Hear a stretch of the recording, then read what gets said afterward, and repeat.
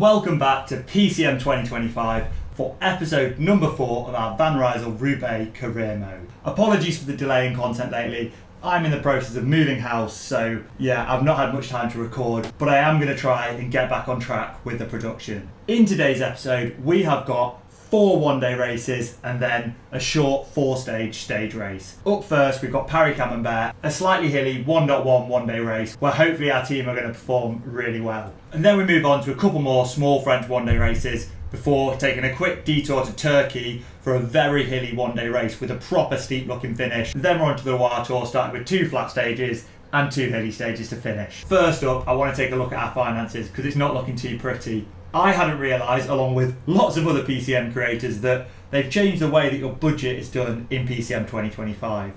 It now gives you the full year's budget straight away to spend, of which, unlike PCM 2024, means on the facilities tab, you can just spend all your riders' wages before paying them. Whilst I haven't gone too deep with this, I have spent a fair bit of money, which unfortunately will leave us broke by October if we don't sort out our finances. So we better start winning some prize money. And the way to do that is to get on with the racing. Right, we're at the start of Paris-Camembert and look at that dire day for a lot of members of our team.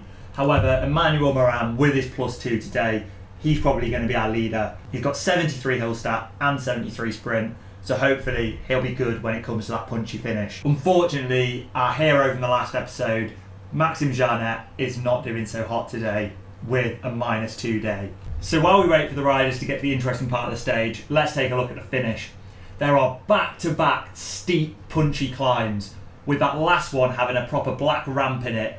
That's going to be absolutely brutal for our riders. We need to make sure we keep our riders positioned right to the front, as after that it's going to be a furious run into the finish. And if we let anyone get away, then we're going to really struggle to control it. And looking at our opposition here, our friendly rivals over at Decathlon AG Desert have brought a very strong team. They are going to be the team to beat. With 76 kilometres to go, we've just entered the hill zone on the first climb, and already our riders are struggling on pace 70. We're going to have to start opening that very soon. And whilst we can't completely forget the gap to the breakaway at 2 minutes 40, it does seem like Total are keeping things in check. We're going to sit nice and patient in the peloton for now, making sure we don't drain our energy too soon.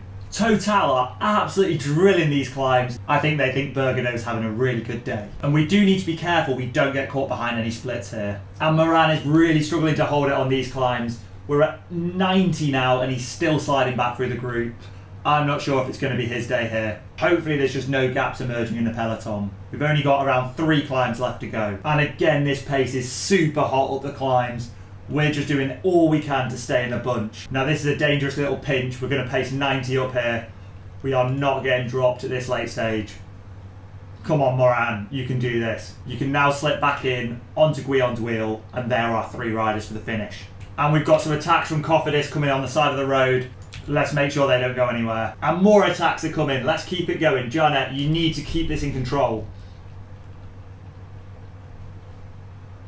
Jarnet's doing a great job here, but he is running out of energy now. It's up to Guillaume to get this done. You can follow Prodom's wheel here. He's a really strong rider. And the final climb of the day, Mathieu Bergano is going on the attack. We need to follow that one. Let's see if Morin can survive.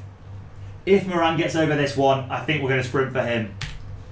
But he's struggling, he's losing the wheel. However, we have made the split, and I think, though, it might be the end for Morin. He's suffering. At this pace, I don't think he's going to survive. Guillaume is our man now. Let's sit in the wheels and wait for the sprint. And yeah, unfortunately, Morin, he's done. He just doesn't quite have it on the hills. And due to him not having a sprint, I'm not really sure if we've got much of a chance here. Our best bet is to follow an attack like this and hope we get some separation here. Let's get the gel in, but we are really suffering. Let's see if we can get a top 10. And Brent Van Moor is sprinting away from the bunch. We've got absolutely nothing left in our legs. We'll give what we can, but yeah. Brent Van Moor of Lotto takes the win. And we're rolling across the line in 10th place. Not the best race in the world, but given the level of the opposition, we still did a respectable job. Up next, we've got a pretty boring looking flat sprint race. Let's see if our boys have what it takes to take the win here. Our boys must love the rain. Look at them race day conditions today. I think with his +3, Tabellion might be our man. However, Moran actually does have 74 sprint on his +1 day. All in though, we've got a great team for today. Let's see how it goes. Taking a look at the course though, it's not absolutely pancake flat. It is constantly up and down and up and down. So it could be quite an attritional day, especially in this horrible rain. Hot off the back of his last win, Brent Van Meer is here. I think he might be one of the men to beat today. AG2R also have Gurmestad on the start line. He's going to be a real challenge to beat with his 75 sprint. And yeah, with 47 kilometres to go, you can see it really is actually being quite attritional today, with a lot of our riders suffering in their yellow bar. Especially, unfortunately, Tabellion. He's really not looking good today. I think Moran might be getting leadership here. With 25k to go, we're going to start assembling our train at the front of the peloton, because there is still actually a bit of a gap to the breakaway, and we need to maintain positioning on this really twisty turny course, where there is a very sharp corner on the way into the finish line. We need to remember that one. Looking at how terrible Tabellion's energy is, I think he's out of it for today. And with 10k to go, the breakaway are being brought back now with only a 30-second gap remaining. This is a really technical finish. We need to work on our positioning here. Guillaume is doing an awesome job though of keeping us to the front of the peloton. Keep it going. Now it's Juilliard's turn on 99. We're going to have to launch quite early here with all them corners in the finish. Now it's Theot's turn to take over. Juilliard, get out of the way. And actually you can launch here with Jarnet in the wheel and Jarnet under the 1 kilometre to go banner, and then Moran. I said we need to launch early and we didn't, but let's see if we can get it. Come on, Jarnet. Oh, and it is a 1-2 for our team. Let's see. 1, 2, 4 and 5 for the boys. What a result there. We showed Gurmestad how to ride a bike today. That was all down to that positioning, which fortunately, because we got a preview of the finish on the previous lap, I knew what to do there. But actually, I did launch Moran slightly too late there, as you saw by Jarnet taking the win. But one of our riders got the win, so I can't exactly complain. Up next is the Boucle d'Artois, and it's only a 1.2 today, so I'm not overly fussed about the result, but a win would be really nice here. I'll see you with 10k to go. Right, we're just under 10k to go, and we're getting assembled at the front with our team, ready for the sprint finish. Okay, it's Guillaume's turn on the front. He is by far one of our best riders at bringing us in the last few kilometres. Energy gels, under 5 kilometres to go.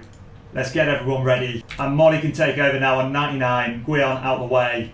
Let's see if we can get this one in the bag. 2.5k to go, winding it up now. Come on, Molly. Launching the sprint with Molly. And now Arm taking over just outside the 1 kilometre to go banner with Moran. Can Moran finish the job? Let's see. Or is Arm going to get there? And I think Arm has done it. And Moran also takes second place. Another great result for the team.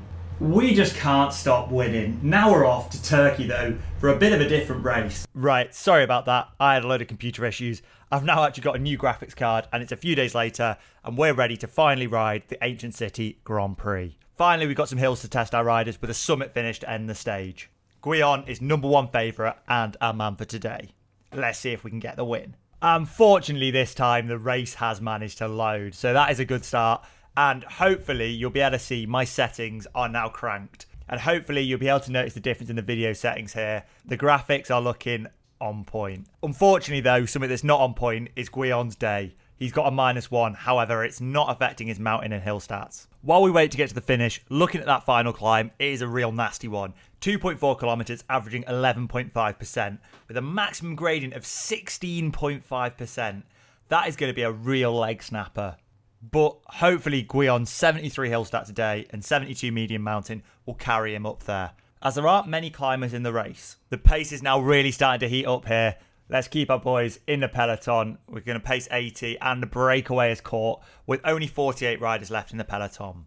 Unfortunately, that is the end of the road for some of our riders. It's time for the penultimate climb. We need to make sure we get over this in a good position without completely destroying our legs. And just like that, we're cresting the summit. Let's set up a train, getting ready for the finish. Looking at that though, Maxim Van... Oh, I thought that was Maxim Van Hills for a second, but no, it's someone L Van Hills. Maybe it's his brother, but definitely not got the same stats as Maxim. Anyway, we're about to hit the climb. Molly's doing an amazing job keeping us to the front of the peloton. Let's get gels on a few of our riders, and let's make sure we have the front position hitting this climb in a second. This is going to be a real battle for position here. We just need to maintain that front spot in the peloton. 1.9 kilometers up this climb, and it is an absolute wall here. We're going to move to protecting Guillaume with Fiat, and Guillaume's going to be pacing at 95. Let's just keep it going here. Oh, and we've got a gap. No one can hold on. There's a few riders from Super U chasing us down, but I think we might have it here. Guillaume and Fiat are riding away to victory. Come on, boys. Let's keep it going. And let's launch the sprint. Oh, we're getting closed in on. Oh, no, have we gone too early? Whoever Chassinard is. But no, he can't quite get us. And Guillaume is going to hold on to take the first victory of the episode. What a result there. That was an absolute wall.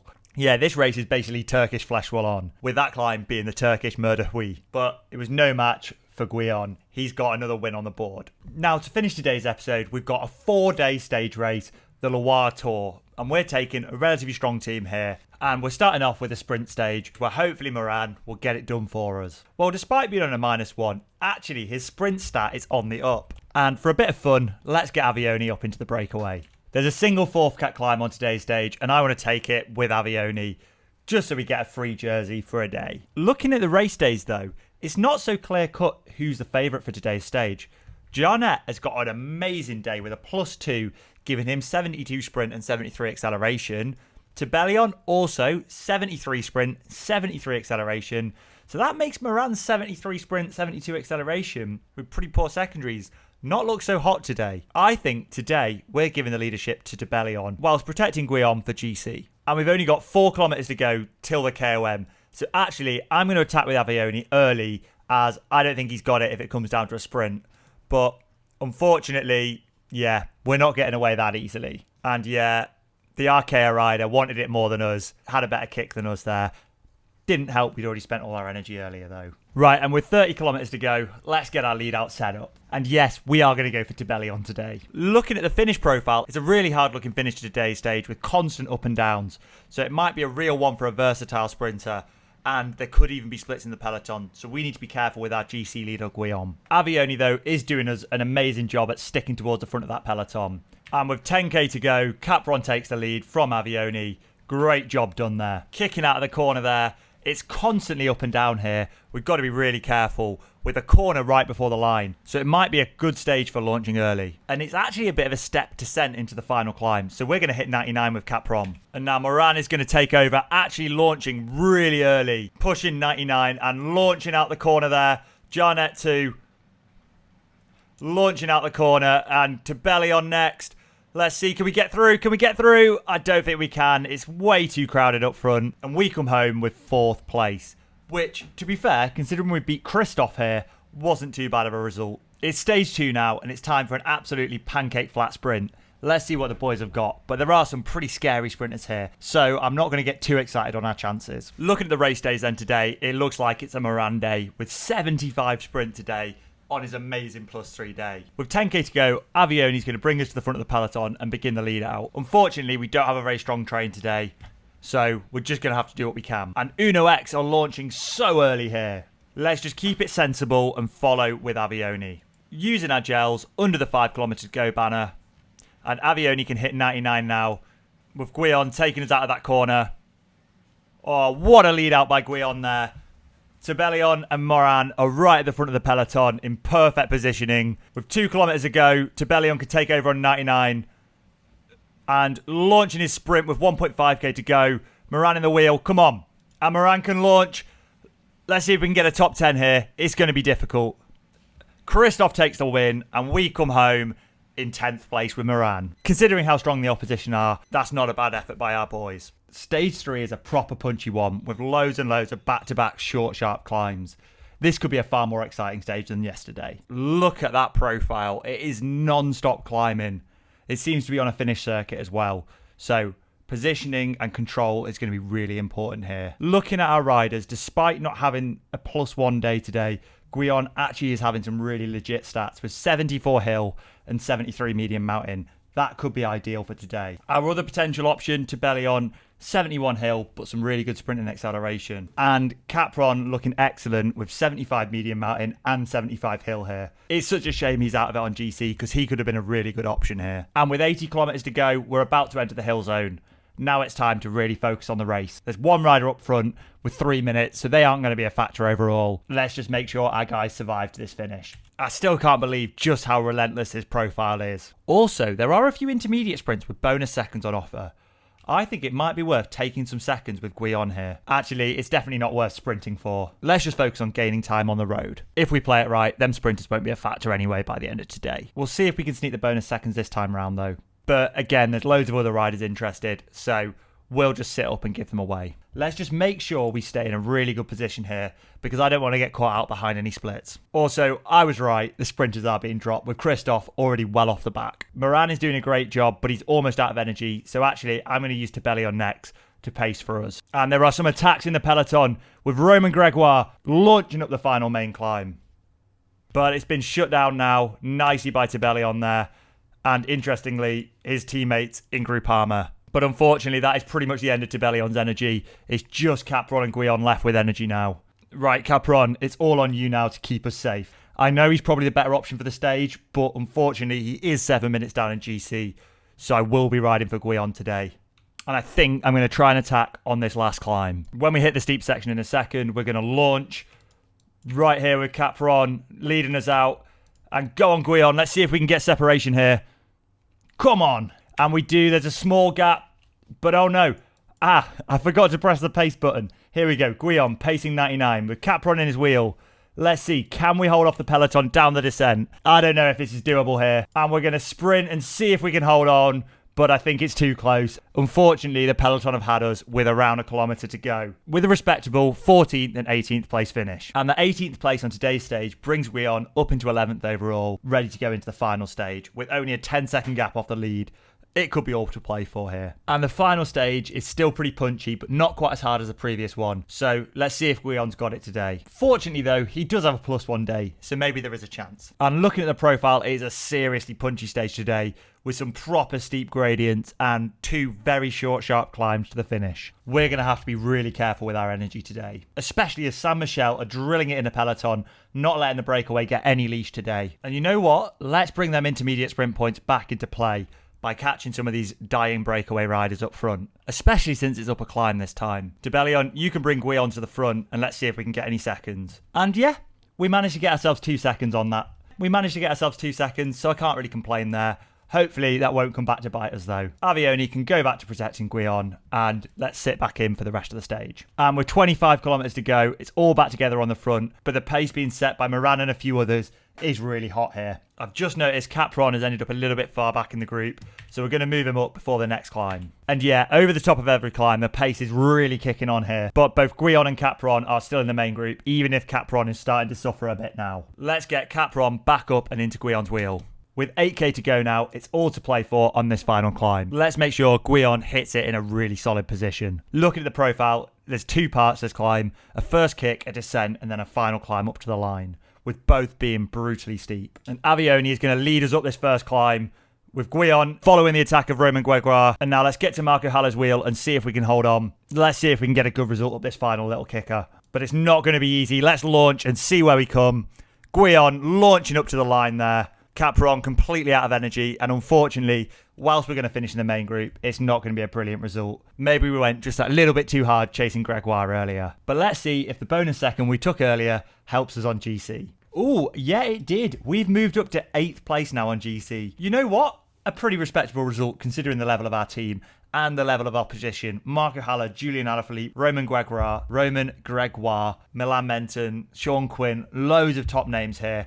And yeah, to get a top 10 amongst that company, you can't really complain. So onwards and upwards, I say. Right, and I think that's the final race for this episode. At least we got that win in Turkey, and I have now recorded a load of content ahead of my house move, so hopefully there'll be a little bit more pace with these uploads going forwards. In the next episode, we'll be back on the French 1.1 circuit with 3 one-day races, all containing a fair bit of climbing, then the 7-stage 2.2 Tour of Brittany, before finishing on a flat cobbled race up in Denmark. Let me know if halfway through the episode you notice my upgraded computer, and if you can finally see the benefits of PCM 2025's new graphics. And until then, I'll see you all in the next one.